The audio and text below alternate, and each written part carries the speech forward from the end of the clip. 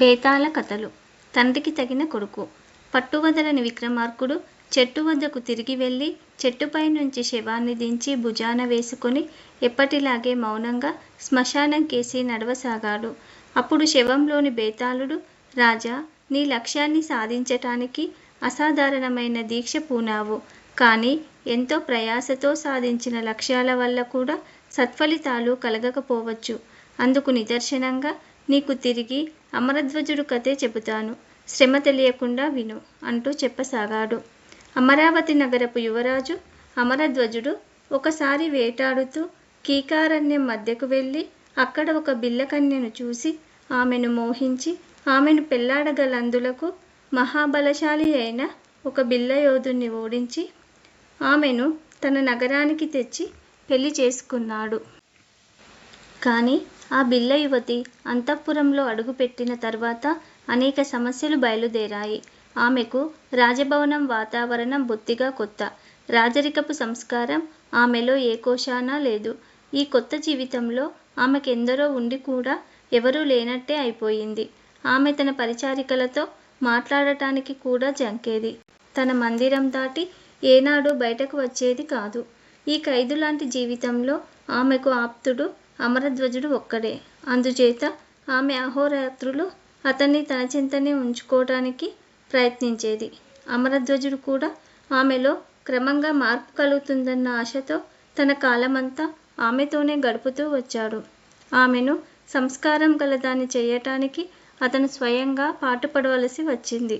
అయితే అతని ప్రయత్నాలు అంతగా ఫలించలేదు. అమరధ్వజుడు ఇలా తన కాలమంతా తన భార్యతోనే గడుపుతూ ఉండడం చేత అతనికి రాజ్యపాలనకు సంబంధించిన విషయాలు కొన్ని తెలియకుండా పోయాయి. వాటినన్నిటినీ మంత్రి స్వయంగా చూస్తూ వచ్చాడు. అయితే పొరుగుదేశపు రాజు అమరావతి పైన యుద్ధానికి సన్నాహాలు చేస్తున్నట్టు అమరధ్వజుడికి తెలియవచ్చింది. వెంటనే అతను అంతఃపురంలో నుంచి బయటకు వచ్చి మంత్రులందరినీ సమావేశపరిచి రానున్న యుద్ధం గురించి చర్చలు సాగించాడు.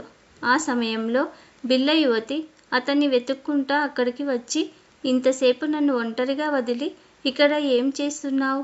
పోదాం పద అంటూ అతన్ని చెయ్యి పట్టుకొని లాగింది.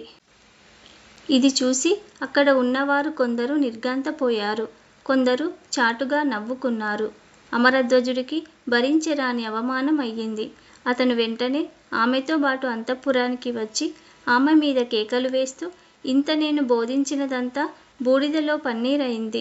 నాకు రాజకార్యాలుంటాయి.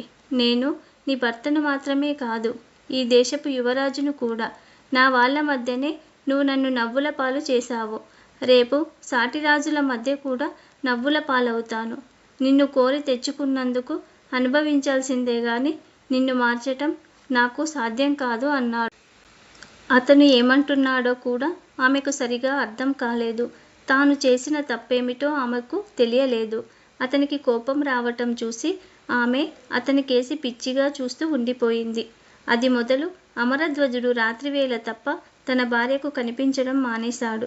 నిజానికి అతనికి రాజకార్యాల ఒత్తిడి కూడా జాస్తిగానే ఉన్నది. త్వరలోనే యుద్ధం జరిగింది. యుద్ధంలో శత్రువులను అమరధ్వజుడు చిత్తుగా ఓడించాడు. తన భర్త కనిపించటం తగ్గినాక బిల్ల యువతికి జీవితం పూర్తిగా ఖైదులాగా అయిపోయింది. ఆమెకు తన పరిసరాల మీద మరింత అసహ్యం పుట్టింది. ఆమెలో కలిగిన ఈ మార్పు చూసి అమరధ్వజుడికి చాలా బాధ కలిగింది. కొత్త జీవితానికి ఆమె అలవాటు పడకపోగా రాను రాను దానికి ఏమాత్రం అంటకుండా పోతున్నదామె. ఆమెను బిల్లుల మధ్య నుంచి తెచ్చినందుకు అతను ఎంతో పశ్చాత్తాపపడ్డాడు. ఆమె మీద జాలిపడ్డాడు. ఆమెను బిల్లుల వద్దకు తిరిగి పంపిద్దామన్నా ఆమె ఇప్పుడు గర్భవతి. అమరావతిలో ఏటా దసరా వేడుకలు, జాతర జరిగేవి. జాతరలో రకరకాల బల ప్రదర్శనలు జరిగేవి. ఇలాంటి బల ప్రదర్శనల పోటీలు కూడా ఉండేవి. వీటిలోకెల్లా అద్భుత ప్రదర్శన ఏదంటే అమరధ్వజుడు అతి ప్రాచీనమైన రాతిగదతో ఏనుగుతో యుద్ధం చేసి దాన్ని చంపేవాడు. ఆ రాతిగద చాలా బరువైనది.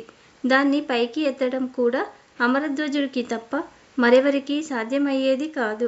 ఈసారి ఉత్సవాలకు అమరధ్వజుడు తన వెంట తన బిల్ల భార్యను కూడా తీసుకువెళ్ళాడు. ఉత్సవం చూడటానికి జనం లక్షల సంఖ్యలో వచ్చారు. ఈ జనాన్ని చూసి బిళ్ళ యువతి ఆశ్చర్యపడి, మేము కూడా జాతరలు జరుపుకుంటాం, కానీ ఇంతమంది రారు అన్నది. వాళ్ళంతా నా బల ప్రదర్శన చూడటానికి వచ్చిన వాళ్ళు. అటువంటి ప్రదర్శన నువ్వు ఎన్నడూ చూసి ఉండవు. కొద్దిసేపట్లో చూస్తావు అన్నాడు అమరధ్వజుడు. ప్రదర్శనలు చూడటానికి రాజకుటుంబం వారికి, ఇతర ముఖ్యులకు ఎత్తున కూర్చునే ఏర్పాట్లు చేశారు. అమరధ్వజుడు రంగంలోకి రాగానే అందరూ విజయధ్వానాలు చేశారు. అతను రాతిగదను అవలీలగా ఎత్తాడు. మదపుటేనుగును అతని ముందుకు తెచ్చారు. ఏనుగుకు అమరధ్వజుడికి భయంకరమైన పోరాటం జరిగింది. ఏనుగు దిక్కులు పగలేటట్టు గీంకరిస్తూ అతన్ని తొండంతో పట్టటానికి ప్రయత్నించింది. కానీ త్వరలోనే అతను ఏనుగును చంపేశాడు. అమరధ్వజుడి మీద పుష్పవర్షం కురిపించారు. అతను తన భార్యకేసి చూసేసరికి ఆమె విరగబడి నవ్వుతున్నది. అతను ఆమె దగ్గరకు వచ్చి, ఎందుకు నవ్వావు అని అడిగాడు. నువ్వు ఏం గొప్ప పని చేశావని ఈ జనం ఇలా శివమెత్తిపోతున్నారు అని బిళ్ళ యువతి అతన్ని అడిగింది. ఆ రాతిగదను మానవ మాతృలెవరూ ఎత్తలేరు. నేను దాన్ని ఎత్తటమేగాక దానితో ఏనుగును చంపాను. ఇది విడ్డూరం కాదా అని అమరధ్వజుడు అడిగాడు. ఆ రాతిగదను ఇంకెవరూ ఎత్తలేరంటావా అని ఆమె అడిగింది. దాన్ని ఎత్తిన వాడికి నా రాజ్యం ఇచ్చేస్తాను అన్నాడు అమరధ్వజుడు. బిళ్ళ యువతి ఆశ్చర్యపోయి, దాన్ని ఎత్తగల వాళ్ళు మా గూడెంలో చాలామంది ఉన్నారు అన్నది. ఉంటే వెళ్ళి తీసుకురా. ఇప్పుడే మీ గూడానికి వెళ్ళు. రాతిగద ఎత్తగలవాణ్ణి వెంటబెట్టుకొని మరీ రా. తీసుకురాలేకపోతే నువ్వు తిరిగి రానవసరం లేదు అన్నాడు అమరధ్వజుడు తన బిళ్ళ భార్యతో. అతను తన భార్యను అప్పటికప్పుడే గూడానికి తిప్పి పంపేశాడు. ఆమె తిరిగి రాలేదు. 15 సంవత్సరాలు గడిచాయి. ఏటా దసరా ఉత్సవాలు, జాతర వేడుకలు జరుగుతూనే ఉన్నాయి. ప్రతి ఏడు అమరధ్వజుడు రాతిగదను ఏనుగును చంపుతూనే ఉన్నాడు. 16వ ఏడు అతను రాతిగదతో ఏనుగును చంపిన వెంటనే జనంలో నుంచి ఒక బిళ్ళ యువకుడు, మహారాజా, నేను ఆ రాతిగదను ఎత్తగలనేమో చూడనిస్తారా అన్నాడు. అమరధ్వజుడు ఆ కుర్రవాడి కేసి ఒక క్షణం చూసి, ఎత్తగలవేమో చూడు, దాన్ని ఎత్తితే నా రాజ్యమే నీకు ఇచ్చేస్తాను అన్నాడు. వెంటనే ఆ బిళ్ళ యువకుడు ఆ రాతిగదను పైకెత్తి గిరగిరా తిప్పి పైకి ఎగరేశాడు.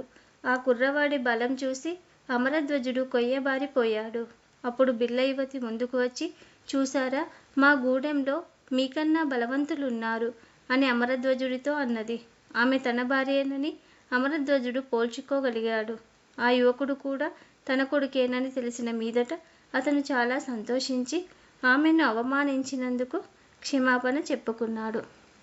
బేతాళుడి కథ చెప్పి, రాజా, బిళ్ళ యువతి తన గూడెంలో రాతిగద ఎత్తగల వాళ్ళు చాలామంది ఉన్నారని చెప్పి కూడా ఆ 15 ఏళ్ల పాటు ఎవరిని ఎందుకు తీసుకురాలేదు? ఈ సందేహాలకు సమాధానం తెలిసి కూడా చెప్పకపోయావో నీ తల పగులుతుంది అన్నాడు. దానికి విక్రమార్కుడు, ఆటవికులు అబద్ధాలాడరు. ఇతరులలో ఉండే బలాన్ని ఎప్పుడూ మెచ్చుకుంటారు. బిళ్ళ యువతి అబద్ధం ఆడలేదు. తన భర్త కన్నా బలశాలులు గూడెంలో నిజంగా ఉన్నారు కనుకనే ఆమె అలా అన్నది. వాళ్ళను తెచ్చి తన భర్తకు రాజ్యం లేకుండా చెయ్యటం ఇష్టం లేక తన కొడుకు పెరిగి పెద్దవాడైన దాకా ఆమె వేచి ఉండి తన భర్తను మించిన బలశాలులు గూడెంలో ఉన్నట్టు రుజువు చేసింది. తన రాజ్యాన్ని తన కొడుకుకే దక్కేటట్టు చేసిందన్న కృతజ్ఞతతో అమరధ్వజుడు జరిగిన దానికి క్షమాపణ చెప్పుకున్నాడు అన్నాడు. రాజుకు ఈ విధంగా మౌనభంగం కలగగానే బేతాళుడు శవంతో సహా మాయమై తిరిగి చెట్టెక్కాడు.